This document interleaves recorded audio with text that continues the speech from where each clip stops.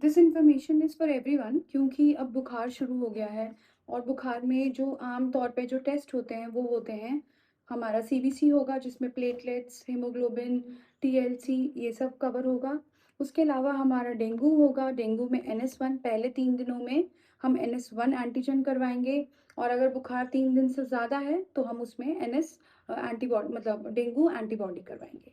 Malarial parasite भी होता है, मलेरियल एंटीजन भी होता है, एक वो टेस्ट होगा और टाइफाइड का टेस्ट होगा। अगर जोड़ों में दर्द है तो कुछ डॉक्टर्स, फिजिशियंस उसमें चिकनगुनिया का भी टेस्ट जोड़ देते हैं। ये सब कार्ड्स में टेस्ट आया या फिर एलाइजा में जो टेस्ट होते हैं, उसमें बहुत आसान है इंटरप्रिटेशन क्योंकि पॉजिटिव है या नेगेटिव है। बट जब आपको सीबीसी की जो रिपोर्ट होती है, उसमें आप अपने प्लेटलेट्स को जब देखते हैं, खास तौर पे डेंगू जो सीज़न है उसमें, उसमें आप पाएँगे कि कभी-कभी डेंगू नेगेटिव आ रहा है और प्लेटलेट्स कम हैं। तो उस केस में हमें हमेशा आप अपनी लैब को या फिर जो भी आपसे जुड़े हुए लोग हैं, आप उनसे एक क्वेश्चन कर सकते हैं कि क्या ये माइ प्लेटलेट्स जो हैं, ये माइक्रोस्कोपी से हुए हैं या ये मशीन की वैल्यू है?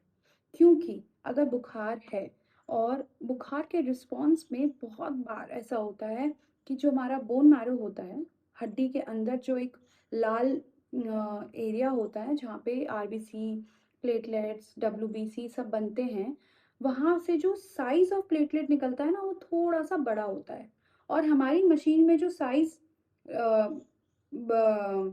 रजिस्टर हुआ है वो है फॉर एग्ज़ाम्पल 1, ठीक है? 1 माइक्रोन और प्लेटलेट्स जो बोन मैरो निकाल रही है वो मान लीजिए आ रहे हैं 1.3। तो 1.3 माइक्रोन इतना सा ज़्यादा है 1 से, बट हमारी एनालाइज़र, हमारी मशीन्स अब उसको नहीं देख पा रही हैं, अब उसको वो काउंट नहीं कर पा रही हैं। और वो क्योंकि उसको अब काउंट नहीं कर पा रही हैं, तो प्लेटलेट का जो काउंट उसने दिया है वो कम है। तो ऐसा भी हो सकता है कि आपकी जो रिपोर्ट है वो 80,000 प्लेटलेट्स दिखा रही हो, पर ओरिजिनल प्लेटलेट्स जो हैं वो 1.5 लाख से ऊपर हैं, जो कि एक सेफ वैल्यू है। 1.5 lakh is the safe value of any platelet count.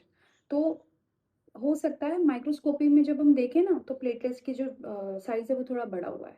तो हमेशा you can ask your lab कि ये माइक्रोस्कोप से करके दे रहे हैं या ये मशीन की वैल्यू है।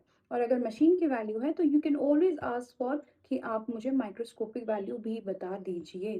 क्योंकि बहुत बार जायंट प्लेटलेट्स हैं जिनको हम बड़ा कह रहे हैं साइज़ में और वो नॉर्मल हैं और हर किसी बुखार के बाद, कोई वायरल इन्फेक्शन के बाद, कोई इन्फ्लेमेशन के बाद प्लेटलेट्स का साइज़ बोन मैरो से ही बड़ा निकल रहा है। तो आपकी जो ऑटोमेटेड एनालाइज़र की जो वैल्यू है वो गलत है, वो कम है। तो ये क्वेश्चन आप हमेशा पूछें और अगर आप हेल्थ केयर वर्कर हैं और अगर आप लैब के अंदर काम करते हैं तो कभी भी आपका एनालाइज़र खुद प्लेटलेट्स कम देता है तो उसको तुरंत नहीं दे दें। मान लीजिए 40,000 प्लेटलेट्स मशीन ने दिए, तो आप क्या 40,000 ही दे देंगे? 40,000 इज़ एन अलार्मिंग वैल्यू। तो उसको माइक्रोस्कोपिकली इवैल्यूएट करें, पैथोलॉजिस्ट से इवैल्यूएट करवाएँ और उसके बाद रिपोर्ट रिलीज़ करें विद अ नोट कि ये माइक्रोस्कोपिक इवैल्यूएशन हमने किया है। और अगर नहीं किया है, तो आप उसमें एक ये नोट ज़रूर डाल सकते हैं कि ऑटोमेटेड एनालाइज़र की ये वैल्यू है और माइक्रोस्कोपिक वैल्यू कराई जानी चाहिए या करनी चाहिए या करने के लिए सजेशन आप दे सकते हैं। व्हाटएवर, अगर पैथोलॉजिस्ट अवेलेबल है तो आप माइक्रोस्कोपिक ज़रूर करवाएँ। And if you are a patient और आपकी एक रिपोर्ट है जिसमें प्लेटलेट्स कम हैं, तो आप ये क्वेश्चन हमेशा अपनी लैब से कर सकते हैं।